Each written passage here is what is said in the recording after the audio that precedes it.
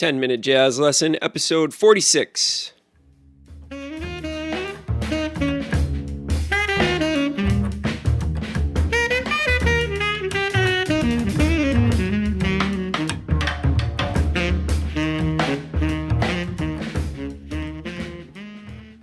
Hey everybody, welcome back to episode 46 of the 10-minute jazz lesson podcast. Before we get started today, I wanted to talk to you about something super exciting that's brand new at the 10-minute jazz lesson. We are super excited to announce our brand new member area of the site called the Inner Circle. All right, yes, I know it's very exciting, people, but calm down. So this is going to be an awesome premium service for you to support the podcast and get something awesome back in return for only $5 a month. So let's talk about what this gets you. You are going to get a monthly transcription transcribed by yours truly. We're going to do all kinds of instruments, everything from wind players, brass players, rhythm section players, and you're going to get that transcription in a PDF form. I'm going to take all of the most important and interesting lines and passages out of that solo, put them on a separate PDF so that you have ready-made vocabulary lessons for yourself every single month. Now, we're also going to take the tune of whatever the transcription is over. We're going to transcribe that, give you a lead sheet in C, B flat, and E flat. So you will have a lead sheet that is ready-made for you to play it with your band or to practice it at home, whatever you want to do. And we're also going to analyze the actual jazz standard that we've just transcribed, okay? Now, what we also have for you, if you decide to sign up for this, is you will get first priority on all questions and emails about the material that month. And you can get to me at any time, day or night, and I will make it a priority to get back to you, make sure that your questions are answered. On top of that, I'm also going to give you a private YouTube video every single month that's going to address some of the most common questions that we get from our members each month. So it'll kind of be like a live Q&A session every single month where I'm going to dive deeper into the material and get you really understanding what we're studying this month. Now, on top of all that, I know you're thinking to yourself, there can't be any more. All of that every month, you will also get a 20% discount in the store section of our website, which we're going to have a lot more really useful materials coming online over the next couple of months. And also 10% of your membership fee that you pay every month will be donated to the National Association of Music Educators. Really important organization to us. And we want to make sure that we give back on your behalf. So how much is this a month? Here we go. Drum roll, please. Only $5 a month. Come on, people. That's only a cup of coffee. You're basically getting $50 to $100 worth of materials every single month for only $5. So go and check it out on our site today, 10minutejazzlesson.com. Make sure you sign up for that, show your support for the podcast, and get some amazing practice materials in return. If you go to our website and look at our menu, you will see a tab called Inner Circle. Click on that. You'll get a lot more information about the membership, and you will also be directed to where you can sign up. It's going to be a brand new transcription every single month and all of the other things that I was talking about here in the introduction. So this month, for the month of March, the first month that we are offering this, we have transcribed a great Roy Hargrove solo.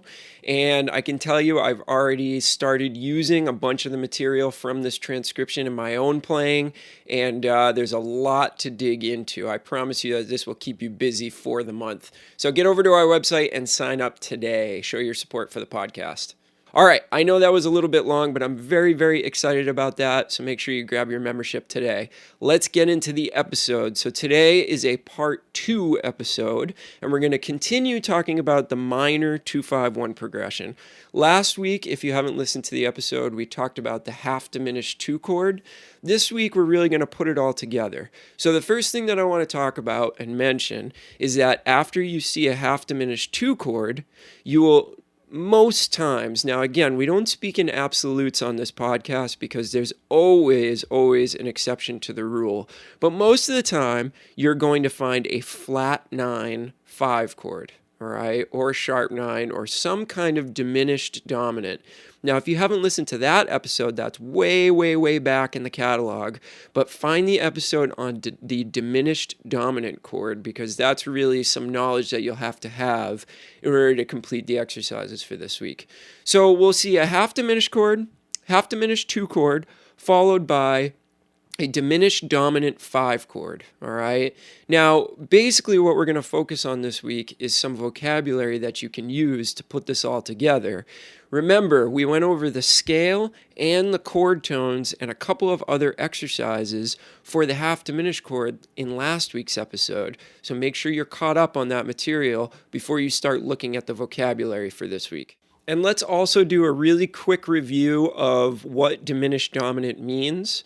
So basically what we're doing is we're flatting the 9th, but that comes with a bunch of other implied notes that we're changing. And the scale that we're going to use over this dominant chord is called the half whole scale. And it's pretty simple. It's a half step followed by a whole step all the way up the scale, all right?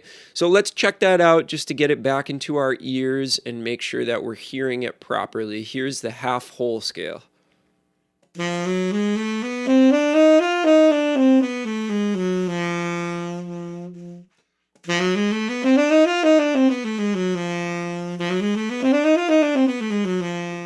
All right, so now that we've got that sound back in our ears, let's jump into the vocabulary. So the first line you're going to find on your PDF example is going to be very, very simple. And what I'm focusing on over the 2 chord is a basic arpeggio. So it's 1, 3, 5, 7. And then you're going to notice that I'm going to use the flat 9 and a lot of the sharp 9 in almost every single line that you see this week. So the dominant chord is a very simple line as well. Ending with the flat 9 resolving to the 5 on the 1 chord. And what I'm going to do for you this week is I'm basically going to go over every single line and then play them all together at the end in one shot, because we need to kind of save some time here, or else we're going to end up running way, way over our self-imposed 10-minute limit here. So that's line number 1. Line number 2, you're going to notice, is still very much an arpeggiated line over the 2 chord. Basically, we're playing up the arpeggio, then we're doing an inversion, starting on the 3. And then you'll see this little line over the dominant chord, which goes 7, 5, 7, 5, sharp 9, flat 9, sharp 9, flat 9, and then resolves to the 5 again. And then we have a short little line over the minor chord, okay?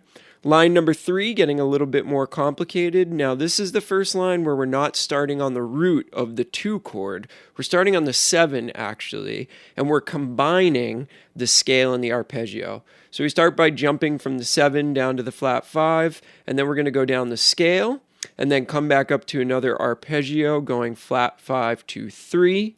And then over the dominant chord, we're going to utilize the sharp 11. And then again, as we pretty much are doing in this this week's episode, we're going to utilize the flat 9. And we have a little triplet figure over the minor chord in this one, so that'll give you a little bit of rhythmic variety. Line number 4 is going to utilize the scale more than anything. So you can see over the minor chord, the half diminished chord, what we're going to do is we're going to go right up the scale with a jump at the very end.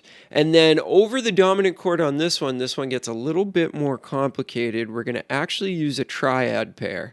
So if you look at the first 2 beats over the dominant chord, we have a G triad. And then we're going to use our tritone substitution, which works really, really well over a diminished dominant chord. And you're going to see a D flat triad that's going to lead us into the 3rd over the minor chord. And then last but not least, if we look at our last line on the sheet, we have another scale-based line. It starts exactly the same way as line number 4, but then it quickly departs from that. So we're going right up the scale to the flat 5, then we're playing an arpeggio. So we see 7, 3, flat 5 again, and then we have this little sequence where we're going to do, over the dominant chord, we're going to go 1, 7, 1, 7, and then again we're going to go sharp 9, flat 9, sharp 9, flat 9, and then resolve to the 5 of the minor chord. This line, the little sequence at the end, is a lot like line number 2, but differs just a little bit from it. So you'll have very similar experience, but you'll be getting sort of a different sound over the top of that. So there's your exercises for this week. Let me actually play them all for you right now so that you can get them in your ears. And I think you'll notice that these all kind of sound very similar, which is what I was going for here. So here's lines number 1 through 5 without stopping.